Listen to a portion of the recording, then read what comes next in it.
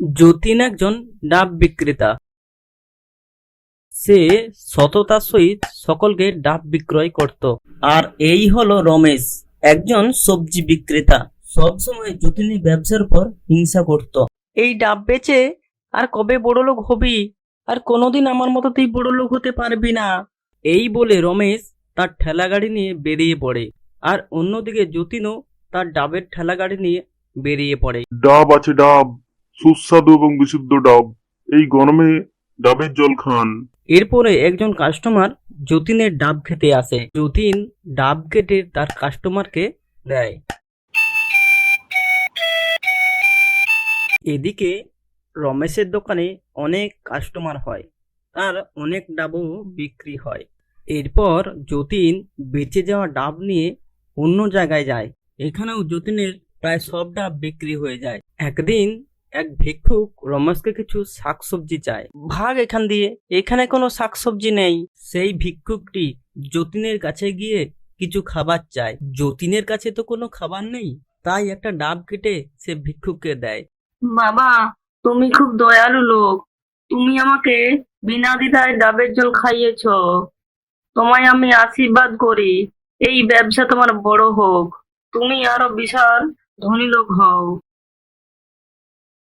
এদিকে যতীনের উন্নতি দেখে রমেশের হিংসা হয়। দাঁড়া, আমি ওর উন্নতি বের করছি।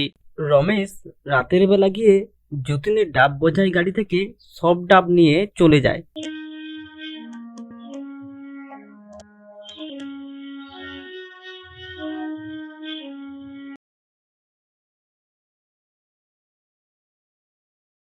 হায় হায় রে, এ আমার কি হলো? কে আমার সব ডাব চুরি করেছে? আরে কি হলো? এরকম আচরণ করছো কেন? আরে দেখো মালা, এই গাড়িতে আমার একটাও ডাব নেই। রাতে কে আমার সব ডাব চুরি করে নিয়ে গেছে।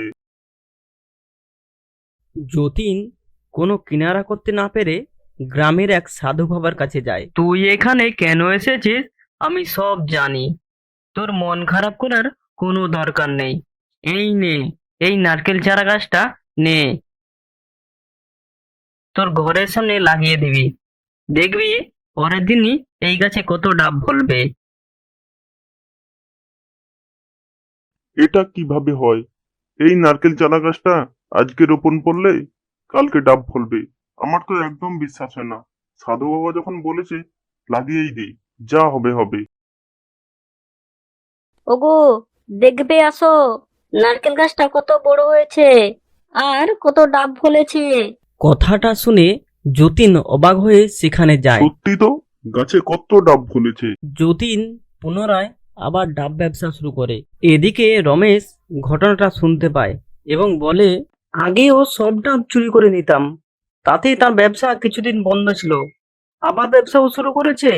এবার আমি ওর পুরো গাছটাই আমি কেটে ফেলবো। যতীন আর ডাবের ব্যবসা করতে পারবে না। রাতের বেলায় রমেশ গাছ কাটার জন্য গাছে যেই এক কোপ মারে, অমনি একটা ডাব এসে তার মাথায় পড়ে যায়। রমেশ তাতে তোয়াক্কা না করে আবার যেই গাছ কাটতে লাগে, তখনই একসঙ্গে অনেক ডাব রমেশের মাথায় এসে পড়ে। এরপর রমেশ ভয় পেয়ে সেখান থেকে পালিয়ে যায়। তারপর রমেশ ডাব ব্যবসা করে অনেক বড় লোক হয়ে যায়, গাড়ি বাড়িও হয়ে যায় এবং সুখে শান্তিতে বাস করে।